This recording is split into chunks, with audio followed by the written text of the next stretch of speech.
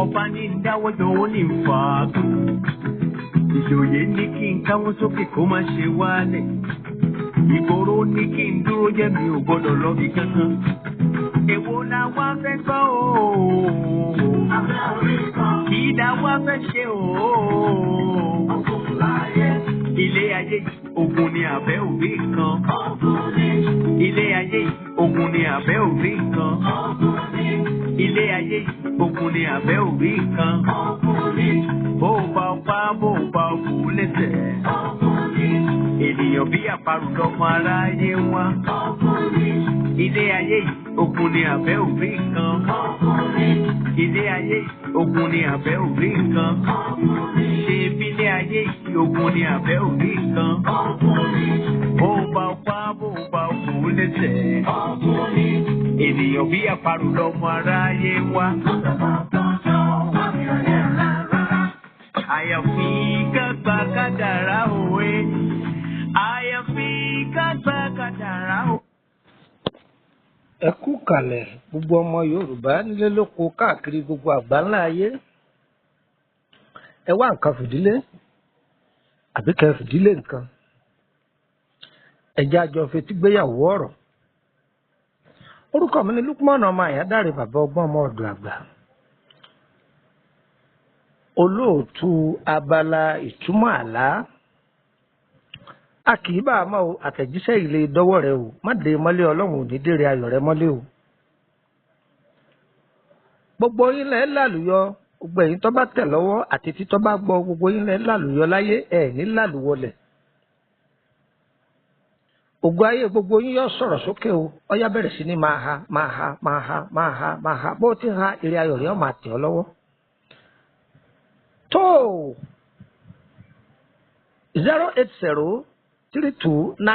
08032983298 a kì í bá àmọ́ ẹ lè fẹ́ darapọ̀ mọ́ wa lórí WhatsApp group. Tó bá jẹ́ pé lórí Facebook ni Life Spiritual Solution 08032983298. Kí ni a fẹ́ sọ̀rọ̀ lé lórí? Àwọn nǹkan tí aláboyún gbọ́dọ̀ jìnnà sí, ìkìlọ̀ aláboyún. Tí ọ̀pọ̀lọpọ̀ aláboyún bá ṣọ́ra fún ọ̀rọ̀ yìí yóò máa ṣàǹfààní fún un. Ayé ò ní fọ̀rọ̀ ẹnu mú wa o. Ọ̀pọ̀lọpọ̀ àwọn nǹkan tá a kà sí tí sì ń fa ìṣòro sínú ayé ènìyàn. Díẹ̀ ń bẹ̀ la fẹ́ mẹ́nu bà yìí. Gbogbo ẹ̀yin aláboyún ayé ẹ̀ ní gbóyún kú o. Ẹnìkan kì í fọ̀bẹ́ gbẹ̀bí ewúrẹ́, ẹnìkan kì í fọ̀bẹ́ gbẹ̀bí àgùntàn. Ẹ̀yin tẹ́ lóyún yín pọ́rọ́ tí aṣọ bá lára pèrègún pọ́rọ́ lẹ́ẹ̀bìmọ̀ kò ní nira fún yín o.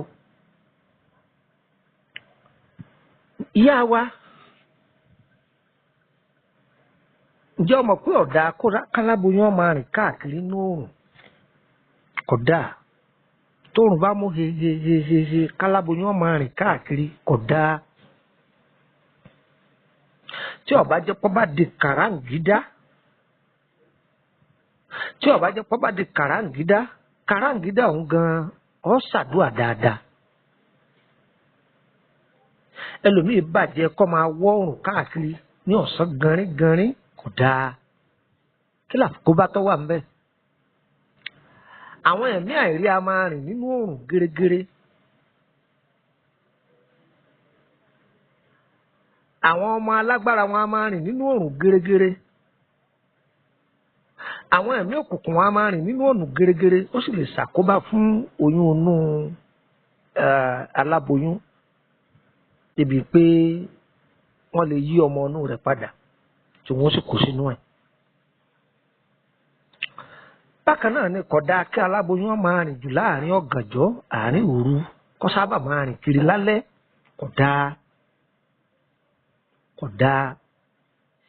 ìmáa mú aláboyún fara kó ni látara àwọn àlìjànú àtàwọn ẹ̀mí àìrí míì náà wọn a máa gbàbẹ̀ wọlé sí ara aláboyún tí ó bá jẹ́ pé báyà mọ́tò tọ́ wọ̀ ọpẹ́ ń ta àbí ẹ̀ ń tibì kan bọ̀ ó dogun pé báyà ńlọ́fà àtẹ̀fi pẹ́ ń ta ó sì máa ṣàdúà ni má sọ ọ́ dàsà ipò ọ́ máa wọ́ òru kiri kódà fún aláboyún ọlọ́run ọba tó nìṣọ́ yóò máa ṣọ́ wa. Ilé aláboyún káàkiri gbogbo àgbáńlá ayé má sábà máa ṣàṣírí rẹ̀ fún àwọn ọ̀rẹ́ rẹ̀ jù àti àwọn obìnrin ẹgbẹ́ rẹ̀ káàkiri jẹ́nu rẹ̀ ó mọ́. Ṣé ẹ mọ̀ pé aláboyún mi bàjẹ́ nínú mọ́tò tọ́wọ̀ lásán gan ni ó ti máa sọ ńgbà òun ti lọ ya scan wọ́n ti lọ́mọbìnrin lọ́wọ́ àánú òun ńgbà òun ti lọ ya scan wọ́n lọ́kùnrin lọ́wọ́ àánú òun wọ́n ti oríṣiríṣiríṣiríṣiríṣi bẹ́ẹ̀ gbogbo scan result ẹ̀ tó bá bọ̀ yọ máa fi hàn gbogbo ayé káàkiri tí scan bá gbé jáde pọ́kùnrin lóbi tó padà fi gbóbìnrin ńkọ́ tàbí tó kú dẹ̀dẹ̀dẹ̀ tí wọ́n lóyún bẹ́ẹ̀ tí wọ́n padà róyún bẹ́ẹ̀ mọ́ ńkọ́ tóyún parẹ́ mọ́ ọ lára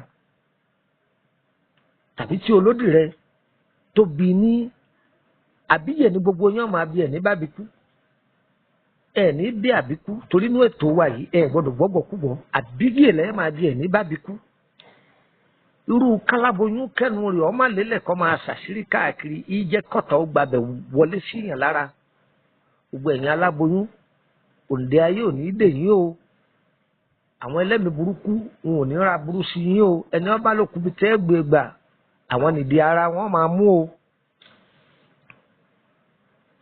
kódà kí aláboyún wọn máa jalè kò sábà dá í máa affect ọmọ ọnú aláboyún tí ọkọ rẹ̀ bá ní ọbọ òun fọṣọ ọsá àti àpò rẹ̀ ògbówó ń bẹ kó fún bàbá arámọ owó yín ni bàbá ajúmì owó yín ni aláboyún máa sọ òtítọ́ nígbà téèyàn bá wà nù oyún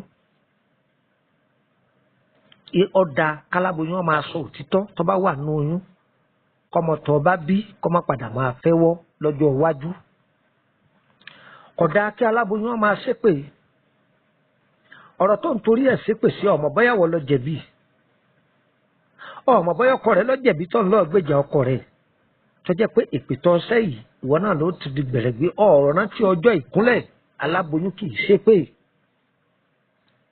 báwo kọ́rọ̀ kó dun aláboyún tó àgbè parí ni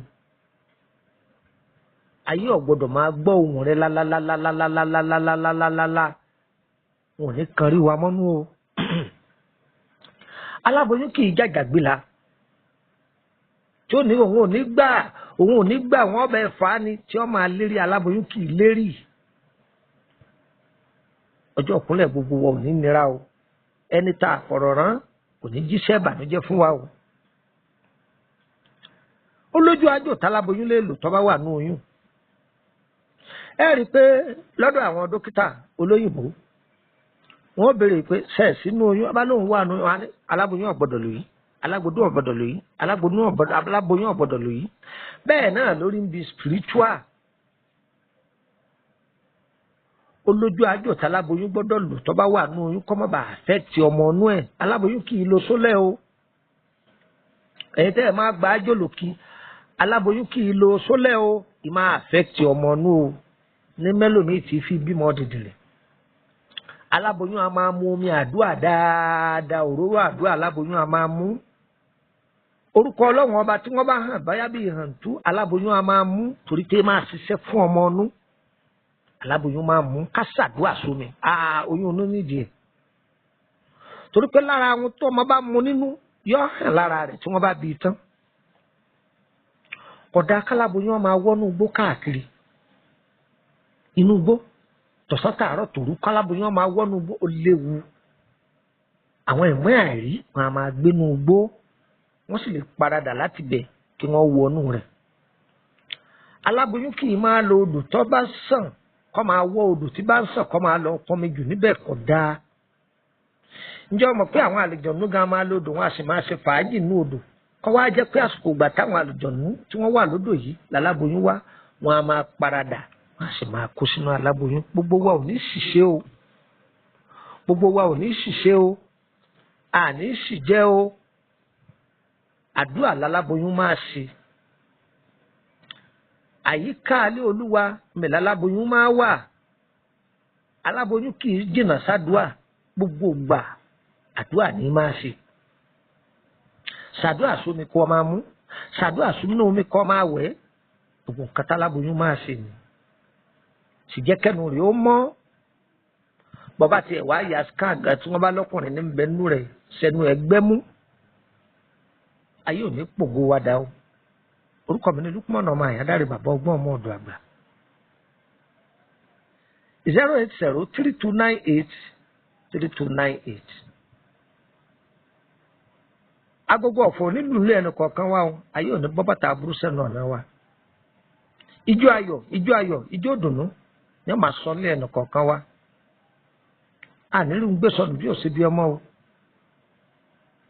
àbúrò ò ní wọlé tọ̀ wá a máa rí dùnú ìdùnnú ò ní fẹni kọ̀ọ̀kan wálẹ̀ ire kàbìjì má gbàgbé tí bá ti ń tì ọ́ lọ́wọ́ ìwọ náà ha fáwọn yẹn kọjá àǹfààní fún wọn wọ́n lè má mọ̀ tẹ́lẹ̀ eléyìí ó jẹ́ ìkìlọ̀ ó tún kú o a tún máa tẹ̀síwájú lọ́jọ́ iwájú ire bàǹbà. Àdẹ̀fí ká gba kádàrá òwe.